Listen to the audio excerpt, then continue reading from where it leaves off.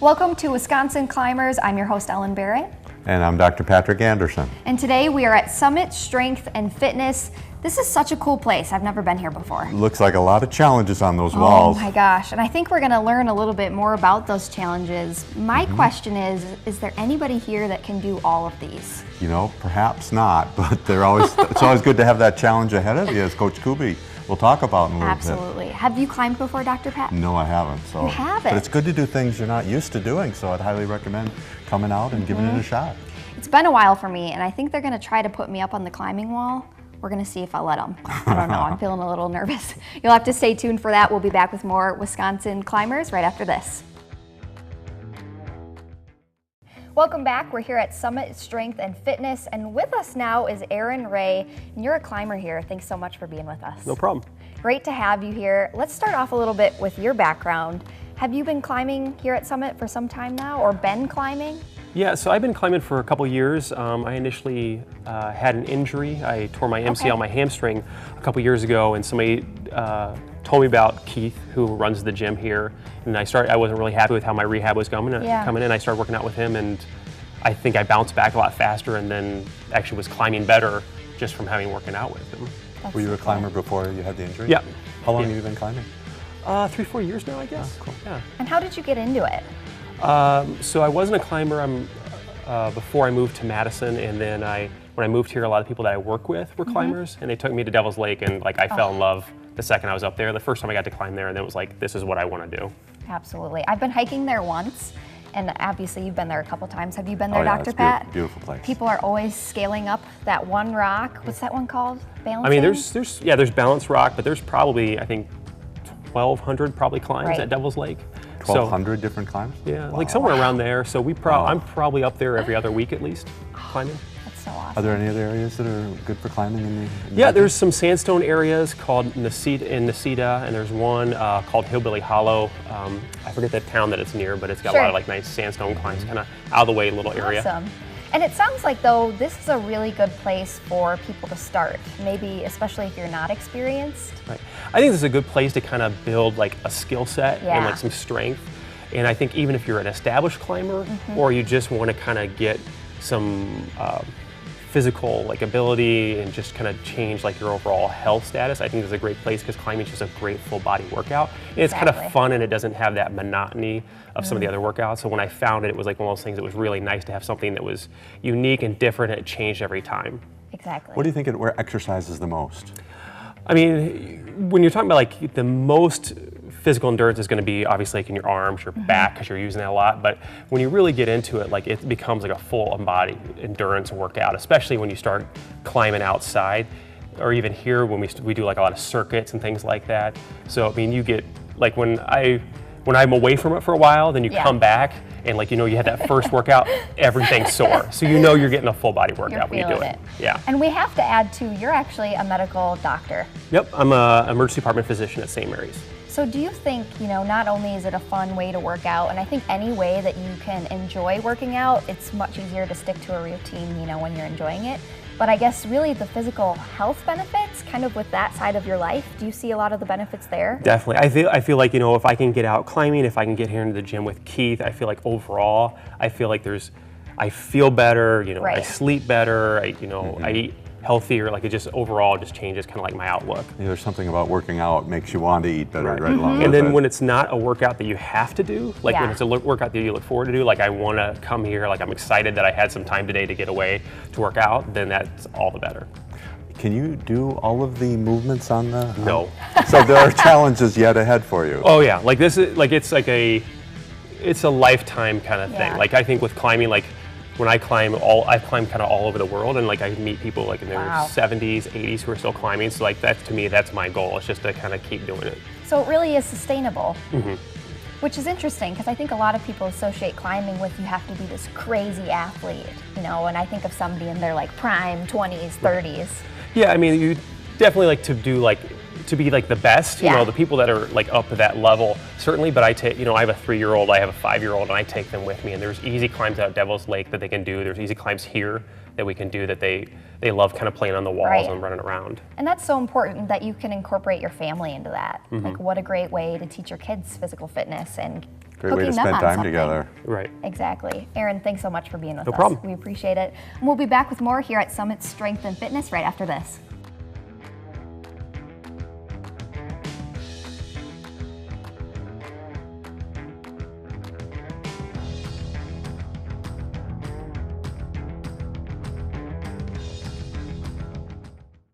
We're back with the one and only Coach Scooby. Thanks for being with us today. Thanks for having us. Yeah, thanks for coming. This is actually my first time coming out here to Summit, and you guys have so much, obviously, visually to look at. Can you just run through everything that you guys have and offer for people who may be newbies like I am? Yeah, so obviously right behind us is the climbing wall with various angles, which are for various multiple types of climbers, multiple skill sets. The holds on the wall, those colored things up there. Do That's they mean what they're different called? caliber of climb? Yeah, or different difficulty? Yeah, difficulties, and those are always changing. Sure. So there's the crown jewel of the gym right there. But then what we can't see on camera, there's a lot of free weights we have over here, the suspension training, so gymnastics rings, and a lot of stuff to train your core, train your body as a whole. So not really isolating one movement. So that's a lot of this open space we have out here too to supplement the stuff that we're doing on the wall. What's the age group that you tend to have in here? Everyone. We, like Aaron was talking about, his kids have been in here when he was working out. We had a little kids wall behind where we're filming. so cute. Yeah, where they can go play on.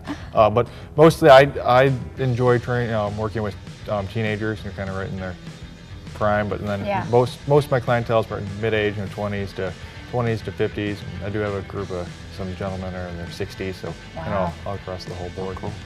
And you mentioned that there's a lot of different difficulties of climbs, and that you put some up there that you can't even do yet for your future, I suppose. Yeah, in order to get stronger, we got to find that point where you're failing and trying hard, reaching beyond your limit.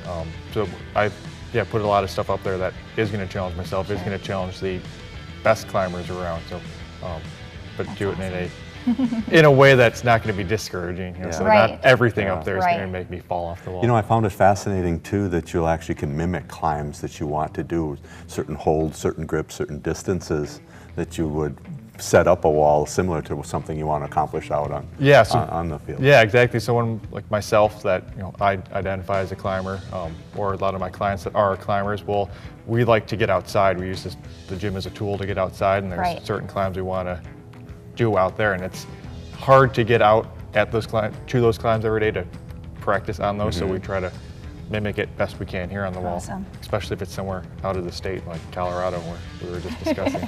Right. I think it's really interesting too, talking about pushing yourself out of your comfort zone so you're failing sometimes. Because I know for me, when I think of rock climbing, I think of when you're a kid and they have those things set up where you either get to the top and you hit the buzzer or you don't. There's no in between. And so it's important to know that there's all different levels and all different ways to climb, I think, and kind of getting rid of those stereotypes that people have in their heads. Would you say that's accurate? Yeah, and there are different ways to climb, and we are using this as a tool to train you for those ways to climb, whether you want to go outside and climb on ropes because there's something hard you want to climb, whether it's just like Aaron was talking about for the longevity of it. We can use the wall in various ways, change those holds up in various ways. So is there a goal for how long you would stay on the wall in training? It all depends on what you're training for. If we're doing just a general workout, if someone doesn't have a set specific goal, maybe one day we'll do an endurance type workout where you're going to leave sweating, but other days we just sit here and really focus on the technique, and you're not going to leave feeling tired, but you're just practicing a skill. So it just depends on what you're trying to accomplish with. So I have the big picture question, which you probably get asked a lot. Why should people come climb? It's fun. There's always something more to find, and always something more to do. If you want to stay in shape, you don't have to be, to excel to be a great climber. Right.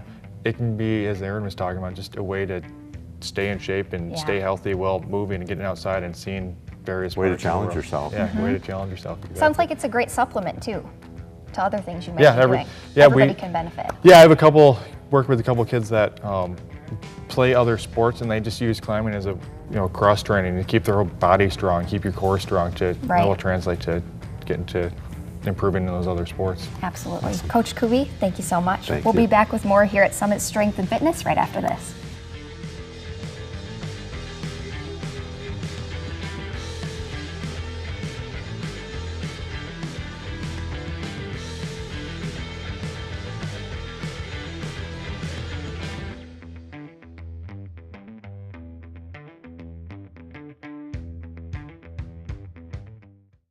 Welcome back to Wisconsin Climbers. I'm Dr. Patrick Anderson, and we're here with Summit Health and Fitness coach and owner Keith Kubisa and Jill Griffith.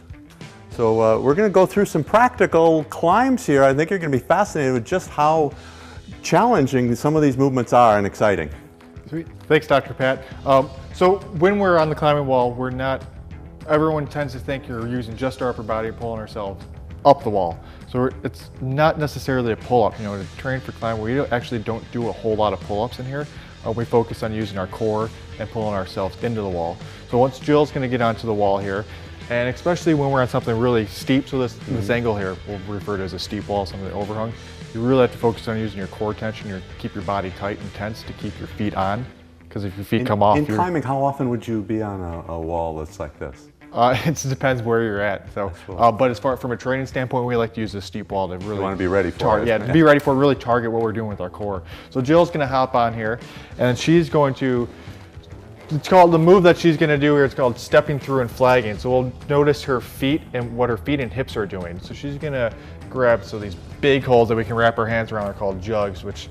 I like all the names. Yeah, there's a funny variety of jugs. So Jill's gonna, as she reaches up, you notice what her feet, she's stepping across her body, and her left hip's gonna go into the wall. So the closer you can get your hips up into the wall and use that core tension, the better it's gonna help you. And so one thing we'll do, I'll step in here and help Jill with when we're training, it's called power spotting. Just a little reiteration of what she wants to do with her hips. So getting those hips right up close to the wall and keep that body tension. She's gonna step through, left foot's gonna come out, squeeze the core, get those hips up into the wall. Because if you think of where our center of gravity is, right here in our hips, we want it up into the wall, as opposed to sticking out away. Tremendous core strength needed. Yeah, exactly, and that's all. How'd that feel, Jill? All right, looked great. And that, yeah, all core strength, all body tension. Because if Jill up at that point, if her feet came off, if she wasn't using her core and she was just trying to pull, her feet are going to come off, and most likely her body's going to fall and end up down here on the ground. So that's why we like to use power spotting. From a training standpoint to teach skills, because you can get to a point if maybe you grab something, maybe Jill grabs something she is not quite strong enough to grab. I'll come in with the power spot, or coach here will come in with the power spot, so she can then focus on what the skill is and not start panicking and struggling just to hold on to the wall. Do you get a sense that that grip isn't good or not strong enough? Yeah, it's almost like a training wheel. We all learn to ride a bike on training wheels to minimize all the factors, so you're not focusing on so many different things. That way we can focus on the skill that we're practicing.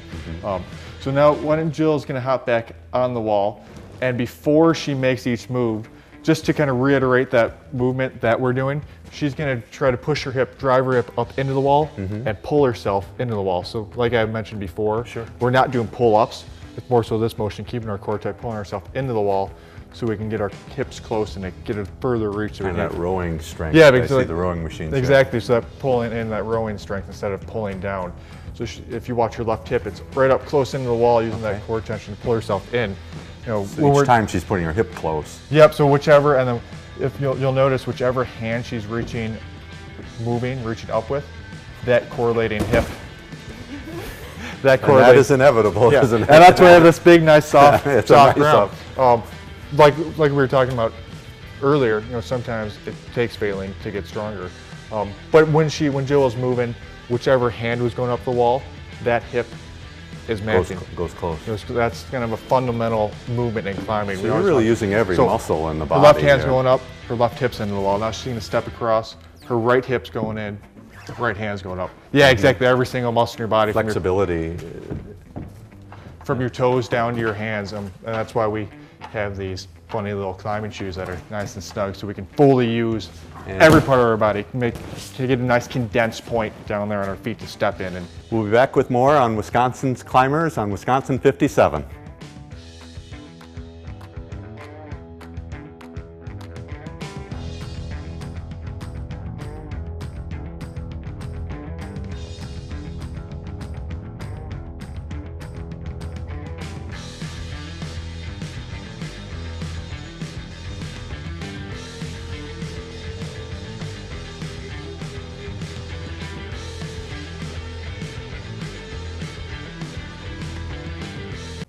And we're back with more here at Summit Strength and Fitness. And as promised, Keith, you're going to put me up on this wall a little bit. You're getting up there. You're going to get a little taste. All right, I'm excited. You know it's serious when the hair goes up. Yeah, this is serious business. The climbing shoes are on. But it's important to note, it sounds like this is beginner movements, right? Yeah, it's pretty fundamental, and even beginners are not, as Jill, so we're basically going to touch on what Jill was doing. Sure. In a little easier wall and a more controlled, more of a controlled wall where you can focus on that movement. But beginner or not, we're always practicing these skills. We're always going to touch on it. I start my workout with doing these skills as a reminder. This is how we climb. So no need to be worried if you're new. No. You're not just going to get thrown up on the wall and expected to climb to the top. No, we're going to teach you moves without actually having to move up the wall. All right, show me what you got. So we're going to start on this big hole here in the middle. Remember what it's called? The jug. The jug. Hang on the jug. And so we're going to place our feet using those climbing shoes on that bottom rung. And so just like before you go, I want you to relax your straight arms. And so as you go up, I want you to lead with your left hand or right. Oh, that's my right. Either one. But as you go, rotate that left hip into the wall. Just hold that for a second. Then you're going to come back to the start and rest your arms. And then go up with your right hand and rotating your right hip into the wall. And so take a deep breath and you come back to the beginning. And if you're feeling good, if you're not too tired, we can do one more. And really, we're really going to emphasize and focus and show everyone that we're not pulling ourselves up the wall. So if you go with your left hand again, if you watch your right arm, it's not pulling yourself up, you're pulling yourself in, so your left hip gets up into the wall. And I'm kind of surprised that I'm able to do this because I always thought you have to have so much upper body strength and I can't do pull-ups. Yep, so it's more so, using that core tension to keep your hip up into the wall. So if you weren't using your core, we'd be out here like that. And it's gonna be much harder to hang on those holds if we're not right underneath them. So this time, now that you we're going through a little crash course here, quick preview, but now that you know what that feels like, now we're going to focus on your feet. So on your climbing shoes there we have, it's called the edges. It's right around the toes, so we have the inside and the outside edge. So when you go up with your left hand, I want you to rotate your left foot to it's called the outside edge. And your right foot's going to be on the inside edge, so you're on those opposing edges, and so that's going to help you rotate into the wall a little bit better. So doing what you just learned, now you're going to add paying attention to your feet and watch how your feet rotate on that rung down there. So go, good. That helps significantly. So you're going to come down to the start and then go up with your right hand and rotate to the opposing edges again. Then take a deep breath and come to the beginning.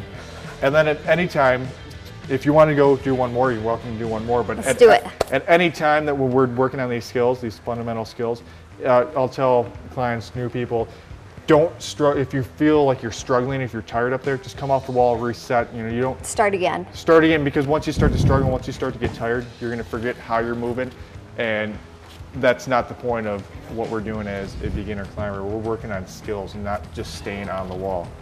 Wow, that toe shift helps a lot. And it's very fine-tuned muscles, I think, and having that skill set to be able to twist and turn. What do you think about those shoes, too? Well, not only are they very stylish, they're fairly comfortable, but they're tight. Is that something you should be prepared for when you come in as a beginner? Yeah, I want to keep them nice and snug. So just an easy way to explain it so everyone can understand. So if you will hold your hand open, it's not going to be as strong. So if I push on my fingers, they're tangible, I can move them around. Where if you hold a fist and push on your fingers, your fist is stronger than your hand is what I'm getting at. So essentially that's why we want to bring all our toes to one point so we can step on smaller things. This was, to a non-climber, this was probably fairly small what you're stepping on down there, but the more you get comfortable with that tight shoe and how to use your edges, you can step on something like that. That's essentially a penny, or we'll actually call it a dime-sized edge. Very cool. I think one of the most important things, just even doing this, is just realizing how capable your body is. Even when I thought I wouldn't be able to do that and be able to twist and turn and pull yourself up, but you really learn an awareness of all parts of your body. Yeah, and putting it all together, knowing where you're at up there, just like Aaron was talking about, it's a full body workout. I'm even getting a little bit of a misty sweat here. It's a good workout. So even if you are a beginner, come see Keith. He'll help you out. It's a great way to stay fit and have fun too. And we'll be back with more Wisconsin Climbers right after this.